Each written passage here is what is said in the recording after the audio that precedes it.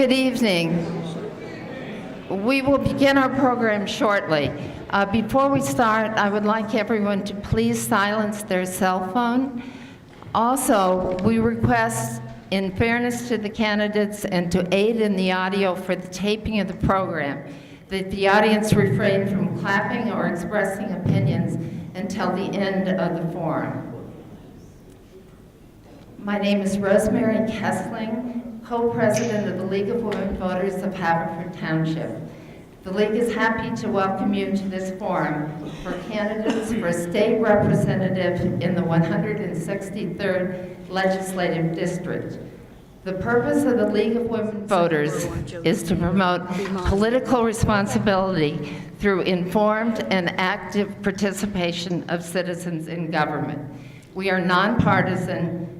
We do not endorse any candidate for office. Tonight we are conducting the forum differently than usual because the state legislature, which was supposed to wrap up its session today, is still in session, and Representative Santora felt it necessary to stay in Harrisburg. His campaign has arranged for him to participate tonight by video conference. We hope that this process will go smoothly, but we ask your indulgence if there are any problems as we proceed. The candidates for this office are Barbarann Keffer, here with us on stage, Democrat.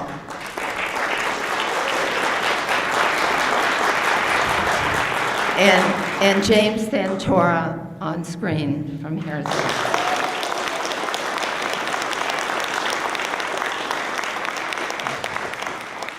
Okay, that's the last clapping, hopefully now until the end.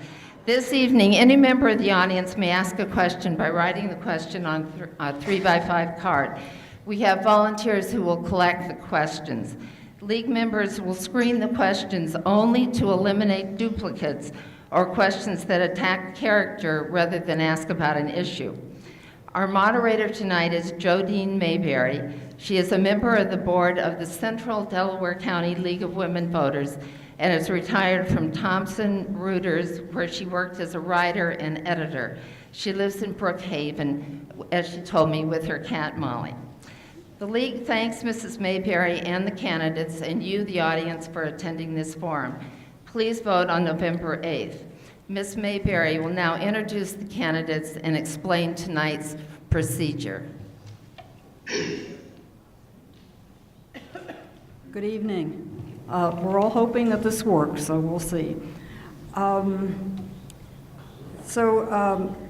candidates have flipped a coin to see who goes first, and Mr. Santora won the coin toss, and he has chosen to go second. So Barbarann will go first, and at the end, she will make her closing statement first, and he will close second. The timer will signal the candidates when their time is up. First, they'll hold up a yellow card. That means that you have 30 seconds left, and the red card means to stop. Now, there's a slight time lag between here and Harrisburg, so Mr. Santora may not, respond right away, but he can see the timer. Each candidate will answer each of the questions. What? Something happened to the microphone? Can you hear me? I No? can hear you. Hello. I don't know. I didn't do anything to the microphone. Does someone want to come up here and check it, or is it okay? Can you hear me back there?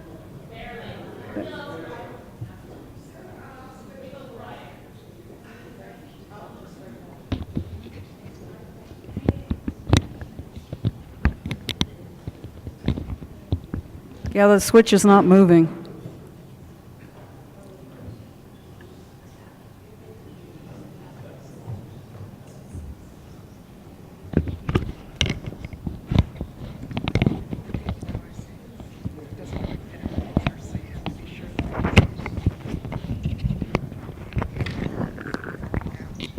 Well, but the point is it on?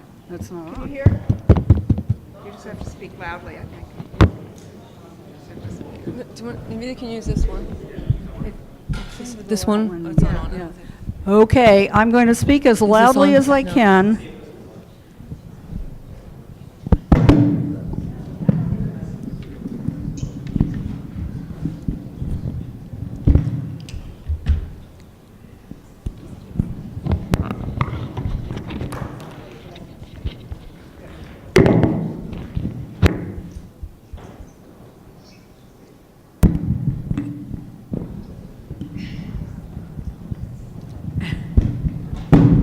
Okay, yay.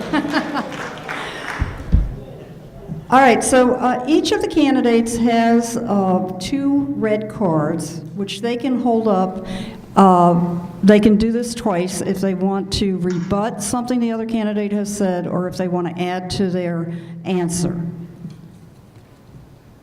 Okay, so we're going to start with 5 minutes each for opening statements, and Barbarann, you go first. What did you say? We have 2 cards that we can... Yeah, don't you have the cards? The red cards, we need the red cards. I don't think she has them. Do you have red cards there? Oh, okay. All right, so Barbarann, go ahead with your opening statements. Okay. Hi, everybody. I want to thank the League of Women Voters for organizing the event, and thank you all for coming. And it's nice to see you, Jamie. I kind of wish you were sitting here with me. But my name is Barbarann Keffer, and I'm running for the 163rd state legislative seat because I think that we need a change of leadership in Harrisburg. Harrisburg is just not working for regular people. And so my background is I was born and raised in Delaware County. I'm from a union family. I'm the oldest of 4. I graduated from Cardinal O'Hara, and I was the first in my family to go to college. And I graduated from Harvard with a degree in government. And I'm not a typical Harvard grad. I just have a bachelor's degree, but I went on to play professional basketball in Ireland and Germany for the next 3 years. And I spent many of the next years traveling and working in different jobs in Boston and Alaska at a salmon processing plant and in San Francisco. But when it was time for us to start a family, my husband John and I moved to Drexel Hill because it's a great area and we wanted to raise our child and our what turns out to be children, near our families, the way that we grew up. I'm currently a councilwoman in Upper Darby Township Council at large position. I also have a part-time job as the Millbourne Borough Manager. So we've lived in Drexel Hill for 15 years, and I've really enjoyed being involved in the community on different levels. I am a member of the Darby Creek Valley Association. I've been a board member there since 2008. For 5 years, I helped organize the volunteer effort for the DCVA's watershed-wide cleanup, which is a huge event with about 500 volunteers in over 35 sites throughout the county. I've been coaching youth basketball for about 10 years in our community. I coached for 2 years at Upper Darby High School and the freshman girls team. I've coached for a number of years at St. Bernadette CYO and also Highland Park Kirkland. But politically, I got involved because I thought I had ideas that could make our community better. And the first thing that I worked on was organizing a grassroots recycling movement, which was successful. And we now have had single-stream recycling in Upper Darby Township since 2009. And for that, I was awarded the Bank of America Neighborhood Excellence Initiative Award. I've also advocated for fiscal responsibility and more transparency in local government. A few years ago, I brought a video camera into the council meeting, and lo and behold, we're allowed to bring video cameras in now, but if you want to see the encounter, it's on my campaign website. I've also went up to Harrisburg and testified against the redistricting plan that we currently have, and I've been outspoken as a resident, and then on Township Council, I have advocated and gotten our minute meetings and also bid proposals posted on our township website.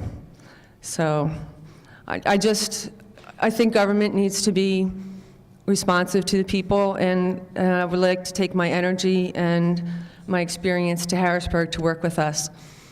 The major issue that I find going door to door is that people are unhappy with our local taxes.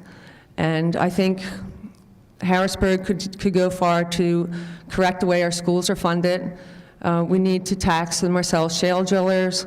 We also need to close the Delaware loophole. These are opportunities for us to get steady revenue and direct it towards our public schools. So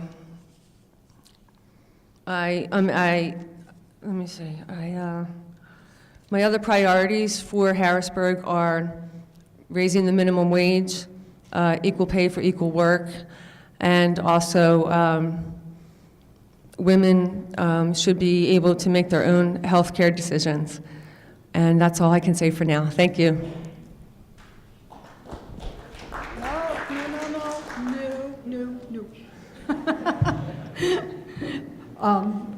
Jamie? Good evening, everyone. Thank you for being there, and I am so sorry I cannot be there with you. Unfortunately, our session is going to run until about 11 o'clock this evening. There are some very important bills that are going to be coming across the House from the Senate. One that really affects our area, which is the county share, the local share of casino money. Recently, the Supreme Court ruled it unconstitutional the way the original bill was written prior to me getting into the House. That has been since corrected and is coming over for a vote tonight, and I've got to make sure that we get that local share so that we don't see our county's taxes, property taxes, go up. I want to thank the League of Women Voters for putting on this forum. It is important that we can share our ideas with you in a forum such as this. I want to thank my family and friends and all the constituents that came out this evening, our residents of the 163rd. I also have to thank my wife, Amy, who's in the audience. I could not do what I do without her. The support she gives me is just amazing. And when you sacrifice your time to represent your district in Harrisburg, your spouse has to take on a lot, and she does that, and I just want to thank you, Amy. I love you. Thank you for being there. I want to go a little further and talk about some of the good things that we did accomplish in the last 2 years. We passed 2 budgets. One of them was a lengthy process, and it was unfortunate. However, at the end of the day, we increased education funding without any broad-based taxes. We were also able to block a $4.6 billion tax increase budget that was originally proposed by the administration 2 years in a row. But I was able to come to the table with other fellow legislators and work in a bipartisan effort in order to get these budgets passed. And the second year went much smoother, and we can get into why that went smoother later on during this conversation. It's so important to show that we support our schools, and I did just that in the last 2 years, bringing over $5 million of increased funding to our 3 school districts that make up the 163rd legislative district. I've also was able to reimburse $2.2 million through PlanCon to our school districts that they were waiting on, and we were able to get that released. We did vote on and pass a good property tax reform bill, which, by the way, my opponent has hit me for in her literature. This reform bill would have reduced your taxes in Haverford Township by almost 39% in school taxes, Upper Darby Township 47 to 49%, and in William Penn School District, it would have been a 51% decrease in your property taxes. Those are significant numbers, and I will fight to make sure that that bill gets through the Senate next session and on the governor's desk. I'm happy to see the governor came out just today or yesterday stating that he is going to work with us to get to a property tax reduction. It is one of the #1 issues in our area, and it's one of my biggest concerns, and I will continue to fight on your behalf each and every day up here for those issues. We now have a basic ed funding formula. It's a good start. It's not a finished product. It's only on new money. And until it's on existing money, our school districts are not receiving the money that they deserve. We strengthened child abuse protection laws. We brought wine and beer to the supermarkets. And we have worked on multiple opioid packages that are going to be voted on this evening as well, and some that we voted through the entire session.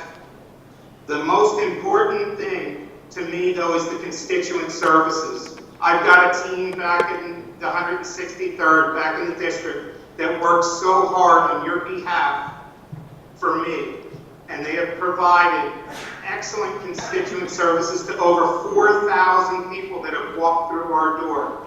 The last thing I will say is I made a promise to be involved in the community after I was elected as state representative, and I am proud of the record that I have of being out in the community, whether it's at a parade, or at a council meeting, or a school board meeting, or at any event that a school needs me to attend. I am there. Thank you for listening. Okay, so the first question goes to Jamie, and it has to do with how do you fix the problem that the Supreme Court has created by throwing out the casino revenue share, and that's important both for Chester as well as for the county itself. That is correct. So I believe the question was, with the legislation that we're working on this evening, is in order to restore the county's share, which would expire 120 days from the court ruling. And what we were able to do is the Senate passed a bill, and it's going to come over to the House in concurrence. That is such an important revenue piece for the county of Delaware and for the city of Chester, who needs it badly. It's 25% of Chester's revenue for their budget. In the county, it's over $4.7 million a year that would go on our county taxes instead our property taxes. So by putting in this restorative measure, it's going to meet the uniformity clause, and we will all be able to, or each of the counties will be able to participate in it again, and that will make sure that that money never goes away. Barbarann, same question. About the casino money that we've lost because of the Supreme Court decision that says that you can't have a percentage or a fixed amount. Well, I think our county has come to depend on that money, and I'm not up there to vote on anything, but I think that it sounds like the House... How would you fix that? That's the question. How would you fix it? How would I fix... If you were elected. But if I'm elected, this is already voted on. But I think that, for whatever reason, the Supreme Court found that the formula was unfair, and the legislature is seeking to adjust it, and I would go along with that. Okay. So... You can agree sometimes. Yeah, I don't know the specifics to agree to the specifics, but I feel in spirit, yes, I agree with reforming it, yes. All right, the next question is equally important. How can we address Pennsylvania's pension crisis? Barbara, you first. The pension crisis was precipitated by our legislature not funding the pensions as they should. So I'm not sure that the answer to fixing it is to privatize pensions for new hires either. I think that we have to look for ways to make maybe budget cuts. I think that the legislature also has to look at themselves and maybe change the way that they do things, like maybe capping their own pensions. The legislature, I think it was 10 years ago or 11 years ago, voted for pretty sizable salary and pension benefits for themselves, and we've been paying for that. So before I would look to throw the system out, I would look to see, the legislature really should start with themselves, and we do need to fund the pensions because we've guaranteed these people retirement income, and they, were hired depending on it. So that's my answer. Jamie, same question. Ladies and gentlemen, we do not have a revenue problem in Pennsylvania. We have a spending problem, and we have to take a look and see where we can cut. And that problem is the same with the pension. For the last 2 years that I've been in the legislature, we have fully funded the pension obligation of the Commonwealth, and I will continue to make sure that when budgets happen, that we are fully funding the pension obligations. The folks that have been in the pension for all of these years, they have paid their obligation, and it is the state's responsibility to do the same. We've got to take some of the cuts that we can do and stop spending the savings and put it towards the pension debt. We have got to pay down that pension debt as fast as we can through the savings that we see across the budget line items. There is one area that I will not mess with, and that is education funding and human services. We need to make sure that we are providing the adequate funding for all of our schools, and we've got to make sure that our human services agencies are receiving the funding that they need as well. But from a pension standpoint, we have to bring everybody to the table.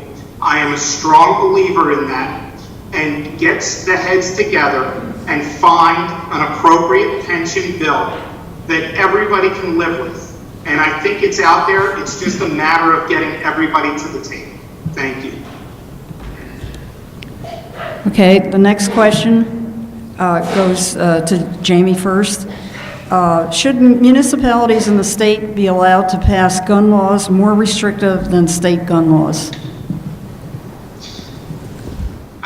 Tim, can you actually just hand her the phone so she can ask the questions in the phone? I'm sorry, you're not hearing me? Are you hearing me now? That's much better. Okay, yeah, I'm trying to stay away from the microphone for them and close for you. The question is, should municipalities in the state be allowed to pass gun laws that are more restrictive than state gun laws? You see, here's the issue with that. There's a uniformity clause in Pennsylvania, and that would be deemed unconstitutional. We would have to change the legislation for that. I know that there's people trying to put a preemptive bill in now that would not allow them, and I am opposed to that bill. I will not allow them to have lawsuits against local municipalities.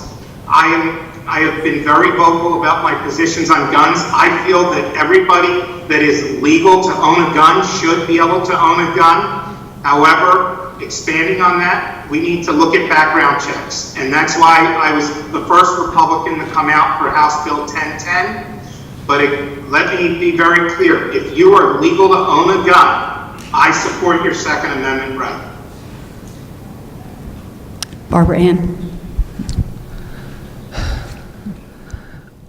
I think it would be good if the legislature would allow individual municipalities to decide how they want to regulate guns. I think this mostly applies towards reporting lost and stolen weapons, and there's the threat that the NRA can sue municipalities that have passed strict laws about that. But I think municipalities should be allowed to determine what is best for their communities, and that the state should have a, broad-based standard that everybody has to adhere to as well. All right, the next question goes to Barbarann first.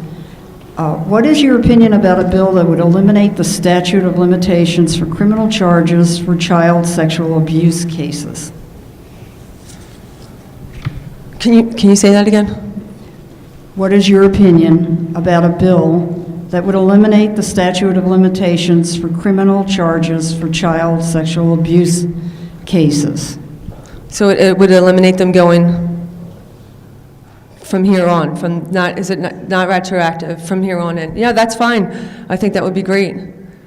I don't think that kind of crime affects a person for their whole life, and the statute of limitations for child molestation and rape, I think that they should be considered like murder, and they shouldn't have a statute of limitations. Okay. Jamie? I supported the statute of limitations bill because I felt those victims never had a voice. The Senate took up the same bill and through hearings decided that it would not hold up constitutionally. So the version that came back from the Senate, I would support that bill as well. My point is to try to help children being abused by adults. And I have a real problem with it. And it's got to stop. And those people have to be held to the highest standard of the law. They have to be held accountable for their actions. And if we can't help the people that were abused years ago, unfortunately, that's just going to happen, and we're going to lose that bill. But we had a chance to pass the bill that the Senate sent back and help the children of today in the future. Unfortunately, this problem has not gone away. I wish I could say that it has, but each and every day we hear on the TV these cases. And we've got to do something. These kids today should not have to go through what the adults of yesterday are going through and never get closure on this. And it's just, we've got to work on that bill again next year. And if it's from a point moving forward, I am willing to accept that and move forward to make sure that we are strengthening the child abuse laws in this Commonwealth. Okay. The next question is for Jamie, and it has to do with you're co-sponsoring a 20-week abortion ban with no exception for rape or incest. Where do you stand with women, particularly survivors of rape and sexual assault? This question is for me? Yes, it is. Yeah. Okay, so let me be very clear on something. Once again, my opponent has been spreading major untruths about my voting record. The bill that I supported was, all it did was take it from 6 months to 5 months, 24 weeks to 20 weeks. And I don't, every single time I fill out the Pennsylvania Catholic Conference form, I talk about rape or incest, and I can't justify my position as a pro-life candidate to change any laws that would completely restrict somebody that was raped or pregnant by incest. It's not a good idea. But the bill that passed the House was 24 weeks to 20 weeks. It did not restrict all abortions going forth. I don't hide it from my pro-life stance. Okay. Barbarann? House Bill 1948 was fast-tracked through the legislature without a single public hearing, with no testimony from medical professionals. It was also recommended against by the Pennsylvania Medical Society. It's just not the legislature's place to make these kinds of decisions for women. I would never have supported the bill. I wouldn't have co-sponsored it. I wouldn't have called it common sense legislation. So that's my stand on Okay. 1948. All right, the next question is about charter schools. Are you in favor of House Bill 530 expanding charter schools, and how should charter schools be funded? Yes, it's for you, Okay. I'm sorry, yeah.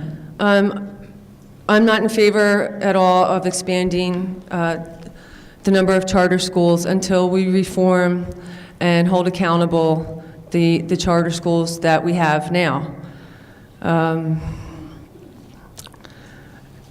Jamie is a former spokesperson for a charter and voucher advocacy group.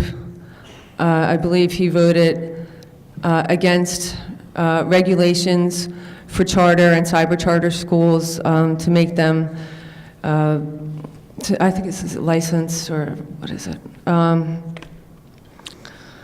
He voted against requiring charter schools to be certified, and he voted against requiring them to use teacher evaluations. I think as far as charter funding goes, we can all see that there's something wrong with it, especially with cyber charter schools. Whenever you see a TV ad or see a billboard or hear a radio commercial for a cyber charter school, please remember that that's your tax dollars at work. And so we were paying for a PR campaign that does not help children at all. So before we expand charter schools, we really need to rein them in, come up with a better funding formula that's more fair for our public schools. You know, if Jamie voted against requiring charter schools to be certified, he's not holding them to the same standard as our public schools are being held to, and that's not fair. Jamie, same question. I'm sorry, Barbarann, but by repeating the same thing twice doesn't make it true. I did not support any charter legislation to let them do whatever it is you just said that I was going to let them do. In fact, I opposed charter legislation this year. I was able to kill it in the House because it's bad for our public schools. House Bill 530 was a bill that was going to come up twice, and I worked with our school districts to make sure that it didn't come up. But I got to tell you, the first place we need to look is at cyber charter schools. And cyber charter schools are well overfunded. And we need to start taking a look at that immediately, do it in a bipartisan fashion like we did the basic ed funding formula, and get it passed. Because we could put a lot more money back into our school districts on that alone. The charter schools, we can't have open ends and not cap them. It's a bad precedent. And I don't know how my opponent can sit here and say this when one of her biggest political supporters is Margot Davidson, who accepts hundreds of thousands of dollars from the charter schools. She worked for Margot during those years. And she can't sit here and say that she doesn't support charter schools when her biggest political ally, her donor, and the person that she worked for in her office is a big charter school proponent. Okay, Barbarann wants 30 seconds to respond to that. Jamie takes money from the charter school industry. Margot Davidson and I have worked together. She is not a big donor to my campaign, but she does support me. And I think that's, well, we'll see. The reports are coming out at the end of the week as to who's funding whom. But I have my own opinion about charter schools. I don't take orders from anybody. I've shown a very independent streak in my advocacy for our community. Okay, the next question is for Jamie. What is your stand on LGBT rights and House Bill 300, which I suppose is our version of the bathroom bill? I'm not sure. I support LGBT rights. I think when you bring bathrooms into it, we're going too far. When I support so many aspects of that bill, I do not think the LGBT community should be discriminated against when they go to rent properties or buy homes or in communities or in almost anything else. They should not be discriminated against. Nobody in this country should be discriminated against for any reason whatsoever, including their sexual preference. Okay, Barbarann? I agree with Jamie on this. I'm sorry? I agree. Oh, Yep. okay. Jamie on this. Yeah, I don't think anyone should be discriminated against. And I think we do have, well, I think in Pennsylvania, you could be married one day and then lose your job for being homosexual the other day. That's something that does have to be addressed. But I agree with Jamie on the bathroom issue. Okay, Barbarann, the next question is for you. What would be your plan to increase the minimum wage? Or do you have a plan to increase the minimum wage? We do need to increase the minimum wage because when people are working full-time and not making a decent wage, we as taxpayers pay for that in the form of Medicaid and other benefits. I think we have to hold major companies accountable, and a minimum wage would mean a great deal to a lot of people who maybe won't have to work a couple of jobs, and they could, afford to stay home a little bit more. And although I have to say I don't know how you fund it, I don't know how it was funded to begin with. We do have a minimum wage, but I think it needs to be raised. Do you have a feeling for how high it should be raised? And it's employers that would pay it. Employers would be paying it. Yeah. I am part of the fight for 15. I think $15 an hour is the baseline for where people can afford to start to afford to make a decent living for them and their families.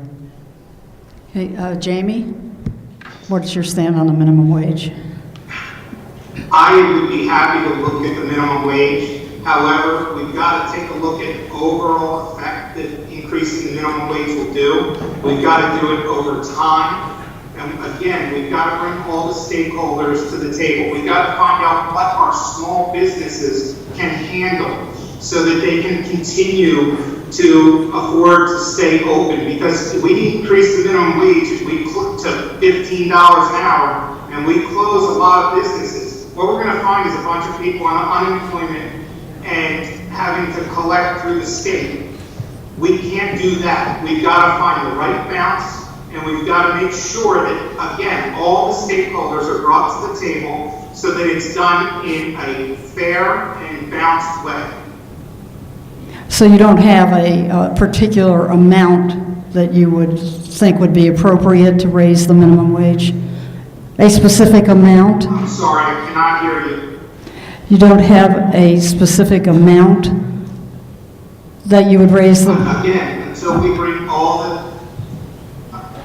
the stakeholders to the table and figure out the right amount, I'm not going to jump and just say a number. That's irresponsible. Okay. Do you support privatization of our liquor stores? Jamie, the question's to you first. Liquor store privatization. Okay. I do. I support the bill that we've already passed that allowed liquor to be wine and beer served in supermarkets and in delis to be able to move up to an R license and support competition and modernization. I think what will happen next is it'll all work itself out.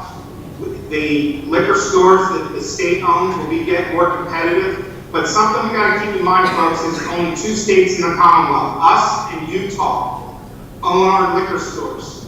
I think at the end of the day, it would be smart for us to get out of the liquor business and allow the private sector to do it and bring the competition in and, lower the cost of our liquor in Pennsylvania. Okay. Barbara Ann? One thing we don't hear too much about when we talk about privatization of the state stores is the cost to local law enforcement agencies and the LCB. The state stores, I think we can trust them not to sell to minors, but if we totally privatize it, I think it just becomes more of a law enforcement issue than it is right now. And the state stores are an asset to the state. They make money for the state. We own a lot of that property. We collect profits on the sale of alcohol there. I'm happy with the changes that were made this year. I think it's great to go to the grocery store and pick up a bottle of wine or a six-pack. And there's no doubt that the state store system needs to be tweaked and to be more consumer-friendly and modernized. But at this time, I'd say I'm not for total privatization. Okay. All right, the next question is for Barbara Ann first. Do you support an extraction tax for shale oil drilling in Pennsylvania? Absolutely. It's, we're the only state that doesn't impose an extraction tax. I think it would go a long way towards helping properly fund our public schools. Most people are in agreement with it. That's part of the reason why Governor Wolf was voted in as he was. Jamie had an opportunity. There was only one House floor vote to privatize, to tax the shale drillers, and he voted no. I think that was the wrong decision, and we're really not going to be able to fund public education and a lot of the other programs we could and should be funding until we start with the drillers. Hey, Jamie, what has been your position on an extraction tax for shale oil? Shale gas. I went beyond voting on a extraction tax. I sponsored, as the prime sponsor, my own, that actually sent the money to education, unlike the bill that Barbarann's talking about. But what Barbarann forgets to mention when she talks about my no vote on that bill was the fact that that bill had $4.6 billion in new taxes, which included sales tax expansion on diapers, funerals, nursing home services, and many other products that affect the everyday lives of our residents. $4.6 billion in new taxes. What Barbarann is referring to is Representative Markozic's amendment on a bill, which, by the way, 100% of the House of Representatives voted against the revenue package that was required for the spending package that he proposed. 100%. So there was no funding source for that package. The drilling tax, which, by the way, the governor did not bring up the second year because it would have only brought in $99 million. Now, you say $99 million, that's a lot of money. Not when you're talking a $31 billion budget. He wanted to see it stabilize, that industry get stabilized, and then propose it. The minute I am reelected, I will propose another 4% severance tax that will go 100% to education, not to alternative energy companies. It's like taxing McDonald's so Burger King can do better. I'm not willing to do that. I am willing to tax severance, do a severance tax in order to put it in education like it was promised to be. I've lost track here. You did answer that. You answered that one. Okay. So this next question goes to Jamie as well, and then to you. As long as we're on the subject of education funding, could you outline to us how you would fund education and how you would allocate state funding among the districts. I'm sorry, ma'am. It's a school funding, school funding. School funding. I'm asking how would you fund education and how would you allocate state funding among the districts? Okay, well, the way I would allocate school funding is by eliminating property taxes and having it all come up through the state. However, I would still keep the control of the school districts locally. They know what's best for their students. Provide funding down into the school districts, but on a need basis. And we've got to take a look at all the different factors that go into it. All three of our school districts in the 163rd, Haverford, Upper Darby, and William Penn have been shorted for years.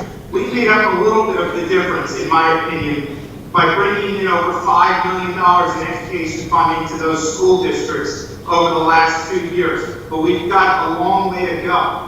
But it can't be on the back of the property tax owners. We just can't take it anymore. To live in a house on what I call a postage stamp and pay over $10,000 a year in taxes if you live in Drexel Hill, when you can own a farm out in Chester, or western Chester County, or out in Puxatony, and only pay $1,800 on 70 acres, it's just not fair. And a lot of these school districts are getting their funding primarily from the state, 80%.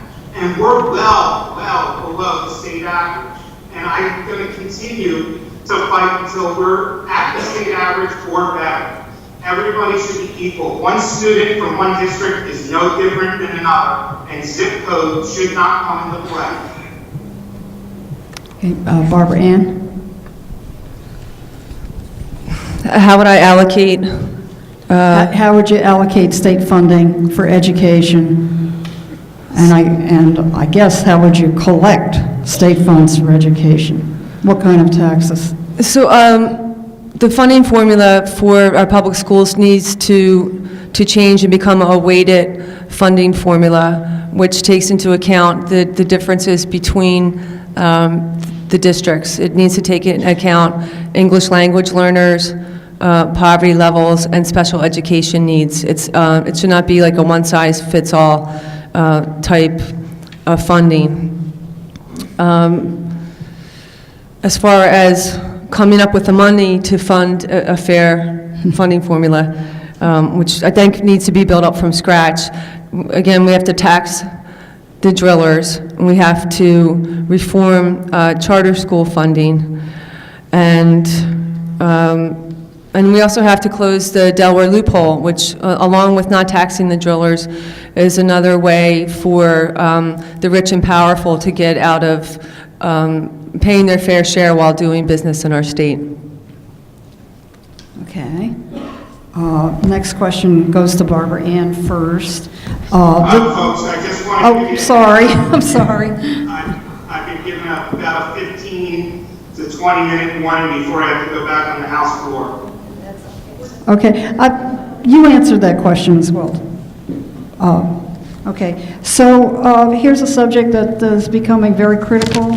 What do we do? How do we fight this heroin addiction epidemic that we have going on in this state? And the question goes to Barbarann first.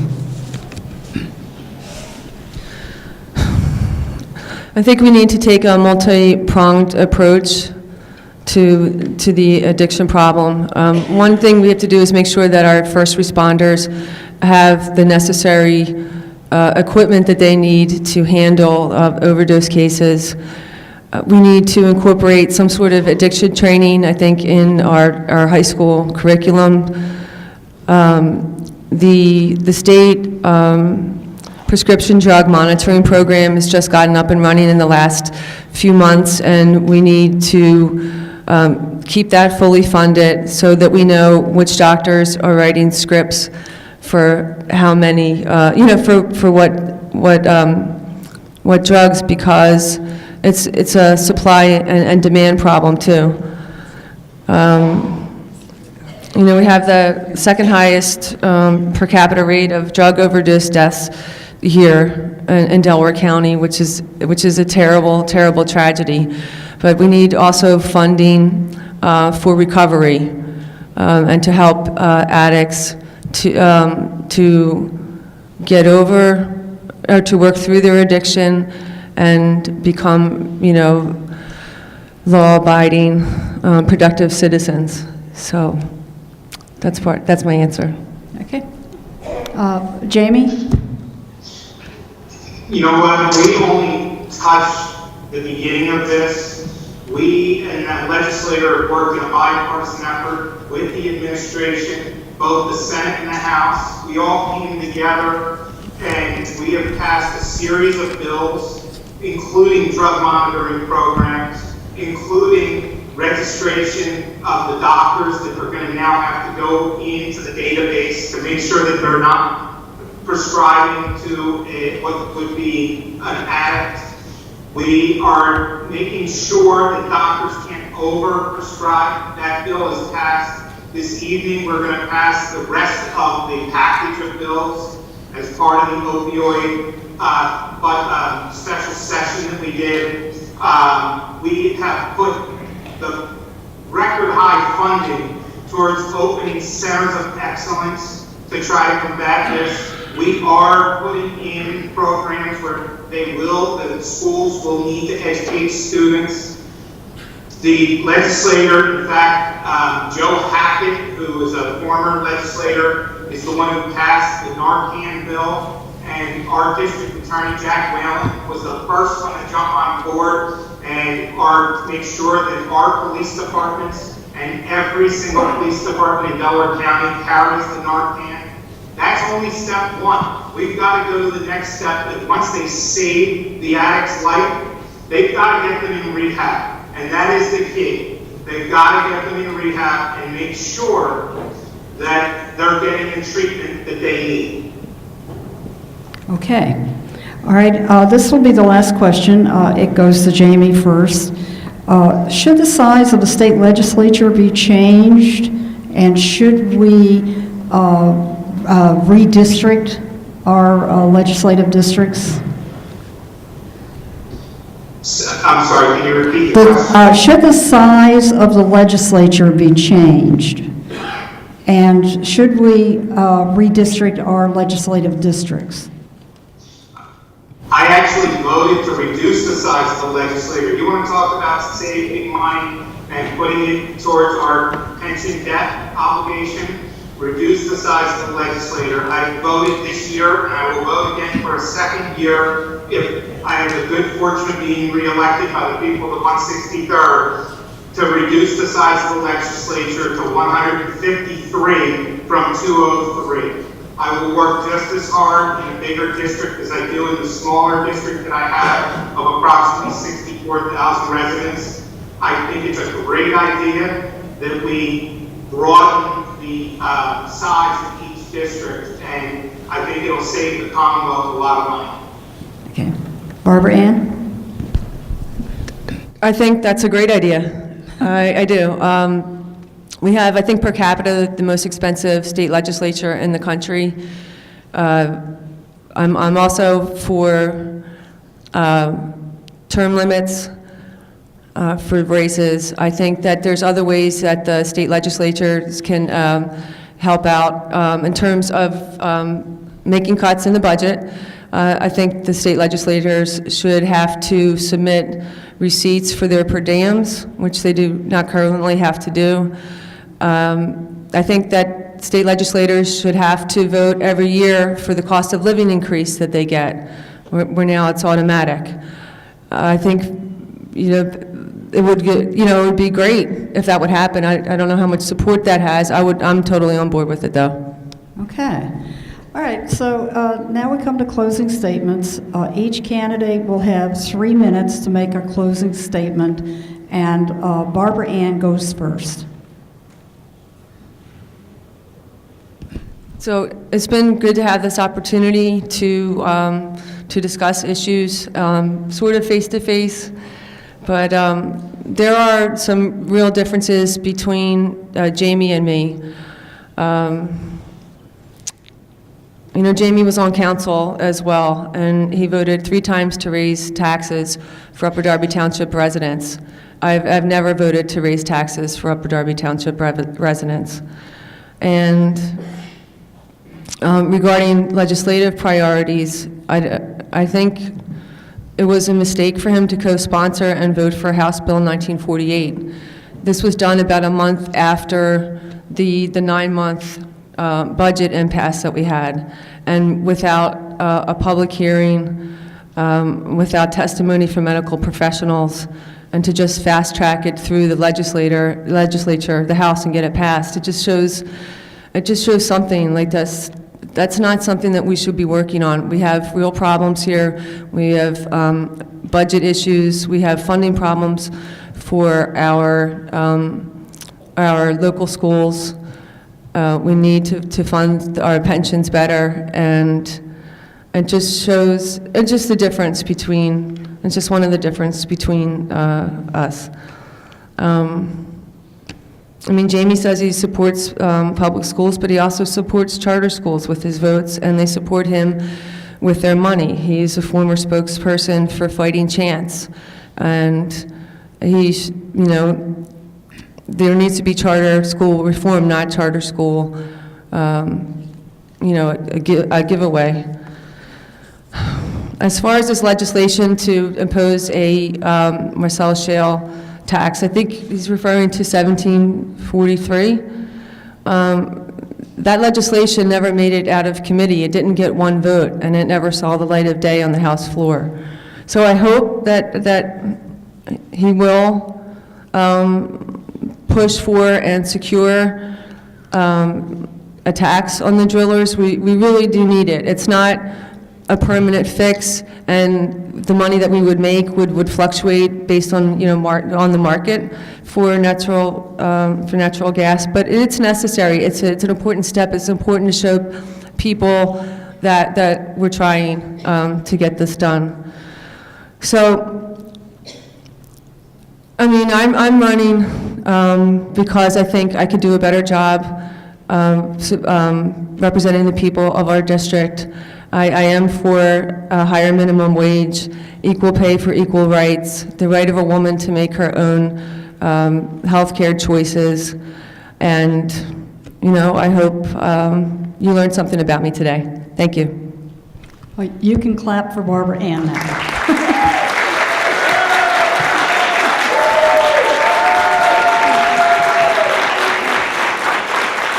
Okay, Jamie, your closing statement? I want to thank the League of Women Voters. I want to thank everybody that came out tonight. I know everybody's busy, and you took the time to come and listen. There are real differences between Barbarann and I. The differences are, when I tell you I'm going to do something, I do it. Barbarann ran on not taking health benefits, and she beat up a lot of good families on council for taking them. And then the minute she was elected, she took those benefits. You can't do that. You don't make a vow to do something and then get elected and do something different. I did vote to raise education funding. That I made that promise. I kept that promise. I keep all of my promises. We talked about the extraction tax. I sponsored a bill. And when a bill that comes across the desk that actually sends the drilling tax to education, I will be voting on it. 100% I will vote for that bill. I am also very supportive of women. I also believe equal pay for equal jobs. I am 100% behind that. I have fought for our rape crisis centers. I have fought to strengthen domestic abuse bills. I support women's rights. I believe that it is extremely important that we focus the next 2 years on looking at the pension and what we can do to solve some of the pension problems and how we can move Pennsylvania forward. We've got to do it in a very bipartisan manner. I've worked to do that. I've been able to bring money back to our district, over $800,000 in grants for trails and other different programs. We had a major issue between Haverford Township and Upper Garden Township on Route 1, where we lost 2 lives in one day. We've had over 1,300 accidents in a 3-year period. I went to the governor with our senator, and I sat down with them, and I've gotten the funding to redo Township Line so it becomes a safer, slower road. That's what working in a bipartisan effort does. I am that person. I hope I have earned your vote. I hope I have proven to you over the past 2 years that I want to be your representative in Harrisburg. I do want to continue that. And again, I thank you all for being there. I really appreciate it. I do have to go back to the floor. So thank you for listening. Thank you very much.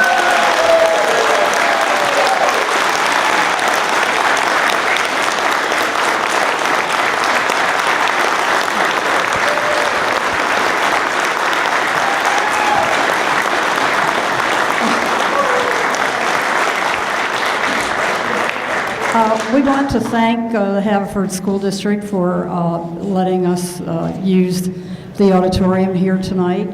And I thank all of you for coming out and listening so attentively.